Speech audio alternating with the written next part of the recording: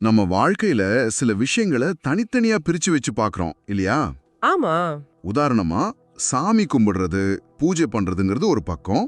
நம்மள சுத்தி இருக்கிற மரம், செடி, மழை, வெயில்னு இயற்கை இன்னொரு பக்கம். இது ரெண்டுக்கு சம்பந்தம் இல்லைன்னு தான் நாம நினைப்போம்.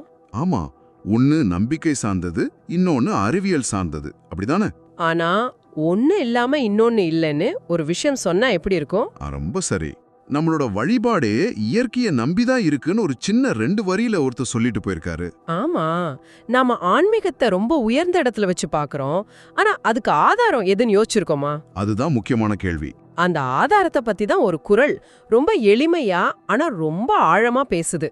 இந்த உரையாடலோட நோக்கமே அந்த எளிமையான உண்மையை புரிஞ்சுக்கிறது தான். அப்போ வான் சிறப்பு அதிகாரத்திலிருந்து ஒரு திருக்குறளை பத்தி தான் நாம இன்னைக்கு ஆழமா பார்க்க போறோம். இது வெறும் குறள் இல்ல, நாம உலகத்தை பார்க்கிற விதத்தையே மாத்தக்கூடிய ஒரு பார்வை. முதல்ல அந்த குறளையே கேட்டுடுவோம். சொல்லுங்க. சிறப்பொடு பூசனை செல்லாது வானம் வரக்குமேல் வானோர்க்கும் ஈண்டு. அருமையான குறள். இதோட நேரடி அர்த்தம் ரொம்ப ஆச்சரியமானது. வானம் பொய்த்து போச்சு, அதாவது மழை பெய்யாம பூமி வறண்டு போச்சுன்னா, ஆமா, இங்க மனுஷங்களுக்கு மட்டும் இல்ல, வானத்துல இருக்கிற தேவர்களுக்கே கூட சிறப்பான பூஜைகள் விழாக்கள் எதுவும் நடக்காதாம்.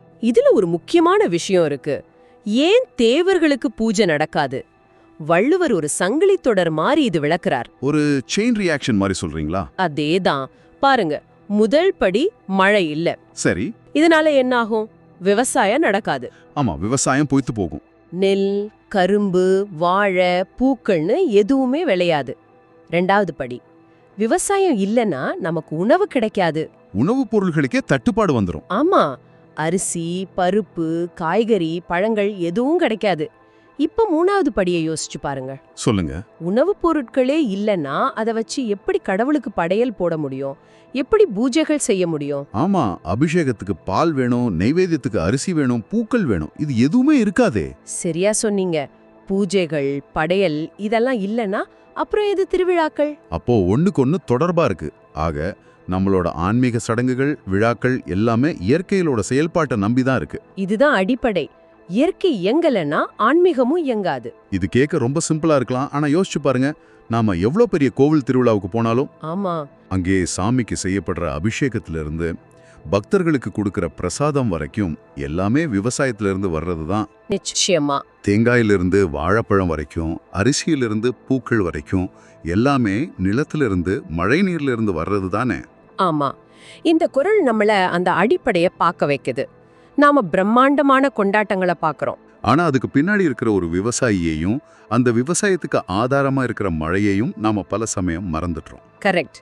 இதுல இருந்து நாம கத்துக்க வேண்டிய பாடம் என்னன்னா, நாம நம்ம மதம், ஆன்மீகம், பண்பாடு இதையெல்லாம் காப்பாத்தணும்னு நிறைய பேசுறோம். ஆமா, நிறைய பேசுறோம். ஆனா இந்த குறள் சொல்லுது, முதல்ல இயற்கையை காப்பாத்துங்கன்னு. ஓ, அப்படியா? ஆமா, சொல்லப்போனா இயற்கையை காக்காமல் ஆன்மீகத்தை மட்டும் காக்க முடியாது. இந்த ஒரு வரி போதும். இது ரொம்ப ஆழமான வரி. நம்ம மரத்தை வெட்டிட்டு குளத்தை நிரப்பிட்டு எவ்வளவு பெரிய யாகம் செஞ்சாலும் அது முழுமை அடையாதுங்கிறது தெளிவா சொல்லுது. அப்போ இது ரெண்டும் எதிரி இல்ல, ஒன்ன விட்டா இன்னொன்னு இல்ல. அதேதான். இயற்கை நம்ம உடம்பு மாதிரி, ஆன்மீகம் அதுல இருக்கிற உயிர் மாதிரி. ரெண்டும் சேர்ந்தாதான் வாழ்க்கை. ரொம்ப அழகா சொன்னீங்க. அதனாலதான் சொல்லப்படுது, இயற்கை பிளஸ் ஆன்மீகம் ஈக்குவல்ஸ் நிலையான வாழ்க்கை. இது ஒரு சமன்பாடு மாதிரி. ஒரு நிலையான நிம்மதியான வாழ்க்கை வேணும்னா இயற்கையும் மதிக்கணும், நம்ம நம்பிக்கைகளையும் பின்பற்றணும். ரெண்டையும் சமமா பார்த்தா போதும். சரி, இப்போ ஒரு கேள்வி வருது. இந்த கருத்து, அதாவது வழிபாட்டுக்கு இயற்கை தான் ஆதாரங்கிற இந்த பார்வை வள்ளுவரோட காலத்துல பொதுவா இருந்ததா, இல்ல இது அவரோட தனிப்பட்ட சிந்தனையா? இது ரொம்ப நல்ல கேள்வி. இத புரிஞ்சுக்க தான் நம்ம சங்ககால வாழ்க்கை முறைக்கு போகணும். திணைக்கோட்பாடு பத்தி பேச போறீங்களா? ஆமா, சங்க இலக்கியங்கள்ல திணை கோட்பாடுன்னு ஒண்ணு இருக்கு. நாம நிலத்தை 5ஆ பிரிப்போம் இல்லையா? குறிஞ்சி, முல்லை, மருதம், நெய்தல், பாலை. ஆமா, படிச்சிருக்கோம். இது வெறும் ஒரு புவியியல் பிரிவினை இல்ல. ஒவ்வொரு நிலப்பகுதிக்கும் ஒரு தனி தெய்வம், தனி தொழில், தனி உணவு, தனி வாழ்க்கை முறைன்னு எல்லாமே அந்த நிலத்தோட இயல்போட பிணைக்கப்பட்டிருந்தது. அதாவது மலையும் மலை சார்ந்த இடமுமான குறிஞ்சிக்கு முருகன் தெய்வம், சரி, காடும் காடு சார்ந்த இடமுமான முல்லைக்கு திருமால், வயலும் வயல் சார்ந்த இடமுமான மருதத்துக்கு இந்திரன், கடலும் கடல் சார்ந்த இடமுமான நெய்தலுக்கு வருணன். இந்த மாதிரி தானே? அதேதான். இப்போ இத கொஞ்சம் ஆழமா பாருங்க. குறிஞ்சி நில மக்கள் மலையில தேன் எடுத்து திணை விதைச்சு வாழ்ந்தாங்க. சரி. அவங்க வழிபாடு அவங்க வாழ்க்கையோட நேரடி தொடர்பா இருந்துச்சு. அவங்க முருகனுக்கு தேனையும் திணை மாவையும் தான் படையலா வச்சாங்க. அவங்க கிட்ட என்ன இருக்கோ அதையே வச்சு வழிபட்டாங்க. ஆமா. மருதநில மக்கள் விவசாயம் செஞ்சாங்க. அவங்க இந்திரனுக்கு புதுசா அறுவடை செஞ்ச நெல்லை வச்சு பொங்கலிட்டு வழிபட்டாங்க. ஆக அவங்களோட ஆன்மீகம் அவங்க வாழ்ற நிலத்துல இருந்து அவங்க செய்யற தொழில்ல இருந்து தனியா இல்ல. அப்போ அவங்க வாழ்க்கையே ஒரு வழிபாடு மாதிரி தான் இருந்துச்சு. மிகச்சரியா சொன்னீங்க. இயற்கை அவங்களுக்கு வெறும் ஒரு ரீசோர்ஸ் மட்டும் இல்ல, அது அவங்களோட அடையாளம். அவங்க யாருங்கிறதையும் அவங்க வாழ்ந்த நிலம்தான் தீர்மானிச்சிருக்க. இது திருக்குறளோட கருத்தை இன்னும் ஒரு படி மேல கொண்டு போகுது.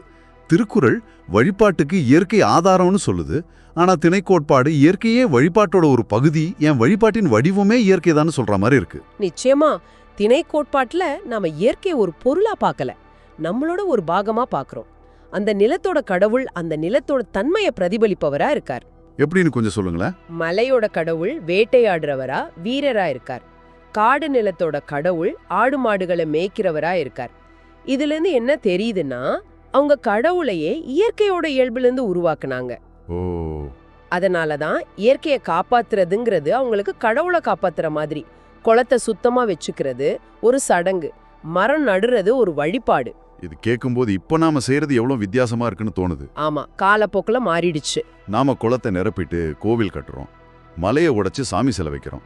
ஒரு விதலையில நாம வாழற சூழலை அழிச்சிட்டு அந்த அழிவுக்கு மேல நம்ம ஆன்மீக அடையாளங்களை கட்டுறோமான்னு ஒரு கேள்வி எழும்புது. ஆமா, நம்ம முன்னோர்கள் செஞ்சதுக்கு நேர் எதிரா இருக்கு. இதுதான் நாம நம்மளோட அடுத்த விஷயத்துக்கு வரதுக்கு சரியான புள்ளி. இந்த பண்டைய நாணம் இன்னைக்கு நமக்கு எந்த வகையில பயன்படும்? நாம இன்னைக்கு நிஜமாவே சுற்றுச்சூழல் பாதிப்பால நம்மளோட வழிபாடுகள் பாதிக்கப்படுது. ஆமா, இது சம்பந்தமா சமீபத்துல ஒரு செய்தி படிச்சேன். தமிழ்நாட்டுல சில முக்கியமான கோவில் திருவிழாக்களுக்கு குறிப்பிட்ட ஒரு வகையான பூக்களை பயன்படுத்துறது பல 100 வருஷத்து பழக்கம். சரி. ஆனா காலநிலை மாற்றத்தால அந்த பூக்கள் சரியா பூக்காததாலேயோ இல்ல ரொம்ப விலை அதிகமானதுனாலேயோ அந்த சடங்கையே மாத்தி பிளாஸ்டிக் பூக்களை வச்சு அலங்காரம் பண்ற நிலைமை வந்திருக்கு. இது ஒரு சின்ன உதாரணம் தான். இன்னும் ஆழமா போனா பல கோவில்களோட தெப்ப குளங்கள் வறண்டு போய் பல வருஷமா தெப்ப உற்சவம் நடக்காம இருக்கு. ஆமா, நிறைய இடத்துல பாக்குறோம். வைகையாறு மாதிரி பல புண்ணிய நதிகள்ல தண்ணி இல்லாததால அங்க நடக்க வேண்டிய பல திருவிழாக்கள் அதோட உண்மையான நோக்கத்தை இழந்து ஏதோ ஒரு சடங்குக்காக டேங்கர் லாரியில தண்ணி கொண்டு வந்து நடத்துற நிலைமைய பாக்குறோம். இப்போ நீங்க சொல்றது எல்லாத்தையும் ஒன்னா இணைச்சு பார்க்க முடியுது. 2000 வருஷத்துக்கு முன்னாடி வள்ளுவர் மழை இல்லைன்னா பூஜை நடக்காதுன்னு எச்சரிச்சாரு. ஆமா. அதுக்கு முன்னாடி சங்ககால மக்கள் எங்க நிலம்தான் எங்க சாமின்னு வாழ்ந்து காட்டினாங்க. சரி. ஆனா நாம இன்னைக்கு அந்த எச்சரிக்கையையும் மறந்து அந்த வாழ்க்கை முறையையும் மறந்து பூஜை நடக்கலன்னா டேங்கர் லாரியில தண்ணி கொண்டு வரலாங்கிற யதார்த்தத்துல நிக்கிறோம். இந்த நிலைமை தான் வள்ளுவர் எவ்வளவு பெரிய தொலைநோக்கு பார்வையோட இதை எழுதியிருக்காருன்னு நமக்கு உணர்த்துது. அவர் சொன்னது ஒரு கவிதை இல்ல, அது ஒரு நிதர்சனமான உண்மை, ஒரு சுருவான உண்மை. ஆமா. இயற்கையை காக்காமல் ஆன்மீகத்தை மட்டும் காக்க முடியாதுங்கிறது தான் அந்த உண்மையோட சாரம். நாம எவ்வளவு பெரிய யாகம் செஞ்சாலும் எத்தனை லட்சம் பேருக்கு அன்னதானம் செஞ்சாலும் நாம சுவாசிக்கிற காத்தையும் குடிக்கிற தண்ணியையும் விஷமாக்கினா அந்த யாகத்துக்கும் அன்னதானத்துக்கும் எந்த அர்த்தமும் இல்ல. அப்போ இதுல இருந்து நம்ம எடுத்துக்க வேண்டிய தெளிவான பாடம் என்ன? நாம இயற்கையையும் ஆன்மீகத்தையும் எதிரெதிர் துருவங்களா பாக்குறத நிறுத்தணும். நிச்சயமா நிறுத்தணும். ஒன்ன காப்பாத்த இன்னொன்னு அழிக்கிற மனநிலைய மாத்திக்கணும். ரெண்டையும் ஒன்னா பார்க்க ஆரம்பிக்கணும், இல்லையா? ஆமா. சுருக்கமா சொன்னா இந்த குறள் ஆன்மீகத்துக்கு எதிரானதில்ல, ஆனா ஆன்மீகத்தோட ஆணிவேர் எதுன்னு நமக்கு காட்டுது. அந்த வேர் நாம வாழ்ற இந்த இயற்கை தான். மழைங்கிறது ஒரு உதாரணம் தான்.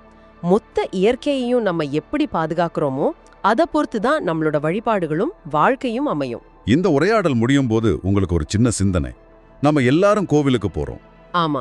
நமக்காக, நம்ம குடும்பத்துக்காக, நம்ம குழந்தைங்க நல்லா படிக்கணும், நமக்கு நல்ல வேலை கிடைக்கணும், உடம்பு சரியா இருக்கணும்னு நிறைய விஷயங்களுக்காக வேண்டிக்கிறோம். அதுல எந்த தவறும் இல்ல, இல்லவே இல்ல. ஆனா அடுத்த முறை நாம கோவிலுக்கு போய் நமக்காகவோ நம்ம குடும்பத்துக்காகவும் வேண்டிக்கிறப்போ ஒரு நொடி யோசிச்சு பாருங்க.